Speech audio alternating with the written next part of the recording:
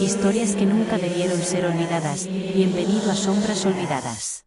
Bienvenidos a Sombras Olvidadas, historias que nunca debieron ser olvidadas. Hoy nos sumergimos en uno de los capítulos más oscuros y perturbadores de la historia criminal de América Latina. Preparémonos para escuchar un relato que nos hará cuestionar la naturaleza misma del mal. Nuestro episodio de hoy, El monstruo de los Andes, nos llevará a un viaje escalofriante por los años 70 y 80 a través de paisajes que, aunque hermosos, escondieron horrores inimaginables. ¿Estás listo para esta inmersión profunda? Absolutamente. El monstruo de los Andes. Un nombre que aún resuena con un escalofrío en la espina dorsal de cualquiera que conozca la historia.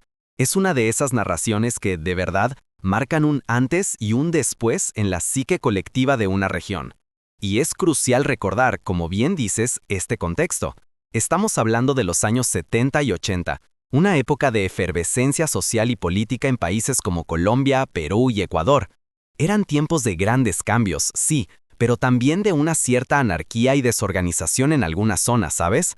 Un terreno fértil para que una oscuridad tan profunda pudiera germinar y crecer sin control. Exacto. Una época donde las noticias no viajaban tan rápido, donde la infraestructura era a menudo precaria y donde la vulnerabilidad de las poblaciones, especialmente en áreas rurales o menos conectadas, era palpable. En ese ambiente, en ese preciso momento, emerge la figura de Pedro Alonso López, un nombre que, para muchos, se convirtió en sinónimo de terror. ¿Puedes contarnos, en detalle, cómo este hombre llegó a ser el monstruo? Es una historia que comienza con un trauma. Pedro Alonso López, nacido en Colombia en 1948, tuvo una infancia de pesadilla. Abandonado, maltratado, abusado desde muy joven. Una serie de eventos que, lamentablemente, forjaron una personalidad rota y una mente retorcida. Desde pequeño se vio envuelto en delincuencia menor, pero su oscuridad crecía. Ya en su adolescencia, se involucró en crímenes más serios, desarrollando una depravación que lo llevaría a cometer actos inimaginables.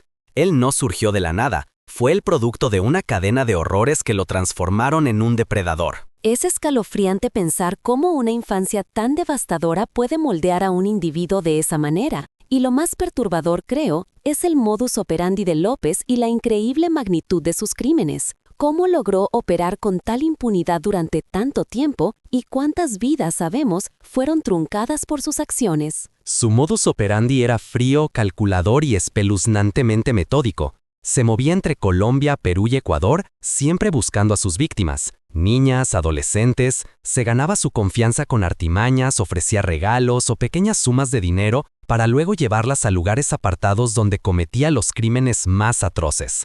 A menudo, se hacía pasar por un comerciante o un viajero para evitar sospechas. La impunidad se explica en parte por la falta de comunicación entre las autoridades de los diferentes países y, a veces, escasa atención que se prestaba a la desaparición de niñas de comunidades pobres. Se calcula, y este número es lo que hiela la sangre, que Pedro Alonso López asesinó a más de 300 jóvenes.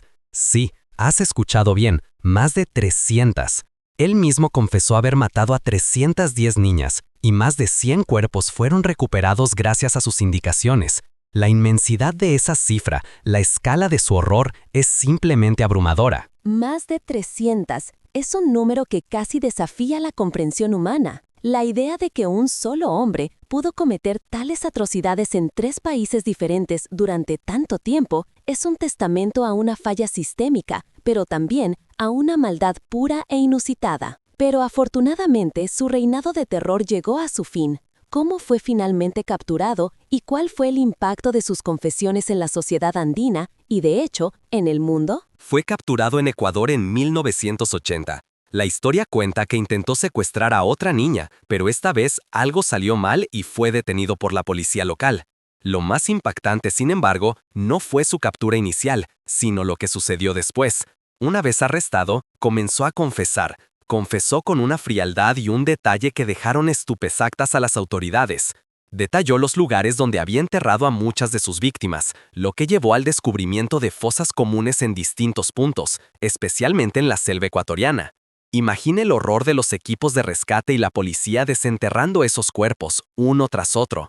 El impacto social fue masivo, una ola de pánico y furia recorrió Colombia, Perú y Ecuador. Los medios de comunicación lo apodaron el monstruo de los Andes, y su historia se convirtió en una pesadilla colectiva. La gente estaba aterrorizada, indignada y exigía justicia.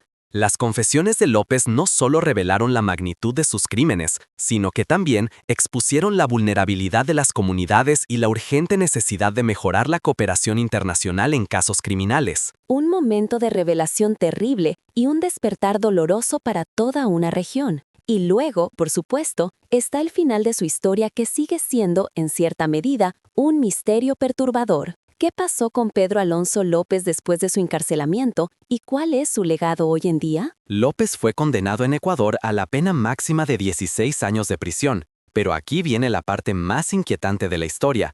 Debido a las leyes de la época y a su supuesta buena conducta, fue considerado apto para ser liberado. Increíblemente, en 1994, después de cumplir su condena, fue deportado a Colombia.